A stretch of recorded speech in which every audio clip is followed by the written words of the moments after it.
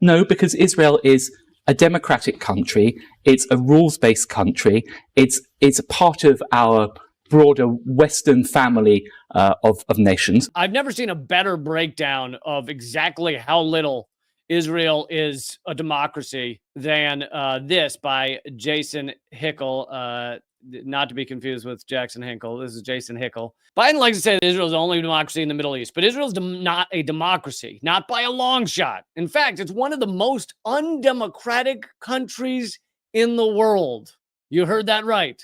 There are 5 million people living within the borders of Israel. So when you look at a map and you see Israel, there are 5 million people in those borders who do not have the right to vote over the government that determines virtually everything about their lives, and whose human rights under international law are unenforced and regularly violated.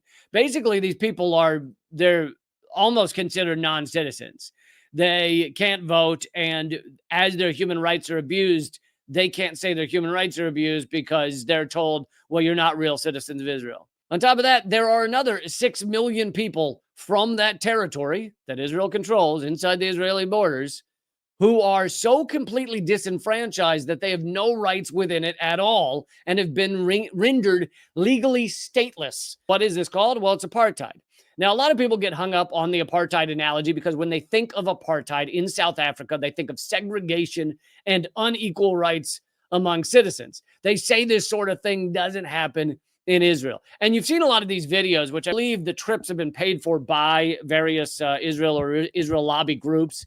Many social media people you might have heard of, have done trips since October 7th to Israel, and they take photos around Israel and say, oh, where's the apartheid? I can't find it. And it's like them hanging out at a beach. And, they may even videotape people who are not white, because there's plenty of non-white Israelis. And, they videotape, and there's plenty of Arabs that live within the Israel borders that are not Gaza and West Bank, who don't have certain rights.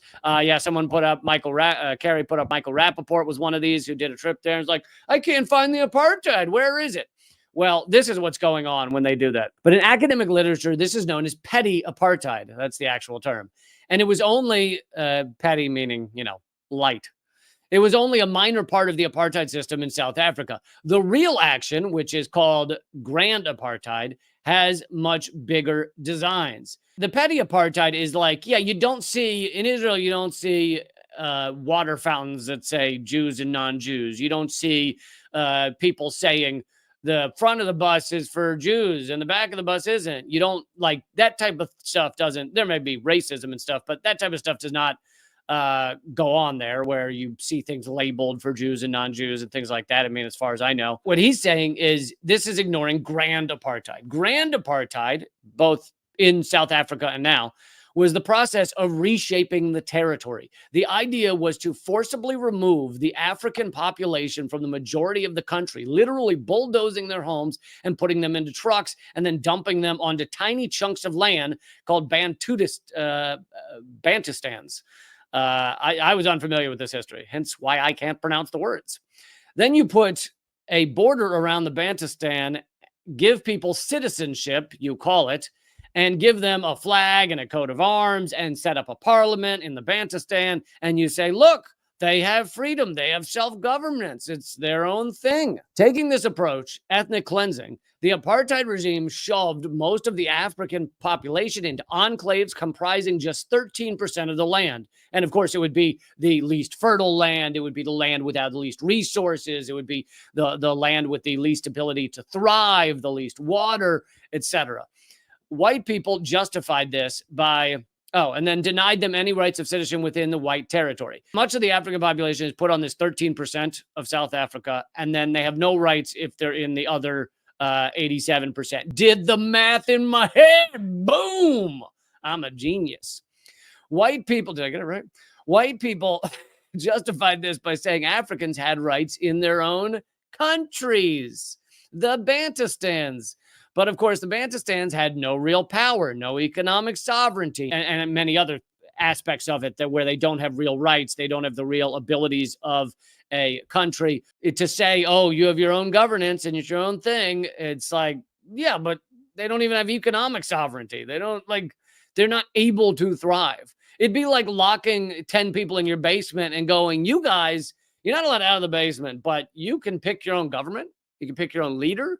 Whatever you find down in that basement, like rats and bugs and things, you can eat all of those you want. Like you have your own food source. Whatever water is dripping from the walls, that's all yours. If you come up with some sort of monetary system in the basement, you can have your own monetary system and your own economy. And so you're free. You have your own country. Congrats. Yay. Okay, now I'm locking the door and please don't knock on it. Israel has followed the grand apartheid playbook, chapter and verse. The Nakba, 76 years ago, just the other day was the celebration of the, commemoration, not celebration, of the 76 Nakba, or 76 years ago, the Nakba, began the process of shoving Palestinians off their land, which has never really ended, by the way, out of their homes, and either A, into the enclaves that today form Gaza and the West Bank, where 5 million people live within borders Israel controls, or B, into neighboring countries where 6 million people live as stateless refugees. But Israel may say, no, Hamas controls Gaza. Well, Israel controls all the supplies that get in. They control the air. They control the water. They control both the clean water getting in and the water in the ocean around Gaza. Gazans aren't even allowed to go, pre-October 7th, aren't even allowed to go more than a mile out to sea to go fishing in their own sea area. They medical supplies. Everything is controlled by Israel. So to say, oh, no, Hamas controls Gaza is, of course, laughable. It's like, again, it's the basement analogy. Oh, no, what do you mean they're not free? What do you mean? They have their own government down there. So 6 million live as stateless refugees in other countries. 11 million are hived off when you add the 6 and the 5. Did the math in my head? Boom. 11 million are hived off from the realm of rights within their own territory and denied the right to vote over the government that controls it. Minority rule by Zionists is declared democratic only because it excludes the majority of the population. There is no democracy within apartheid. Apartheid must be abolished.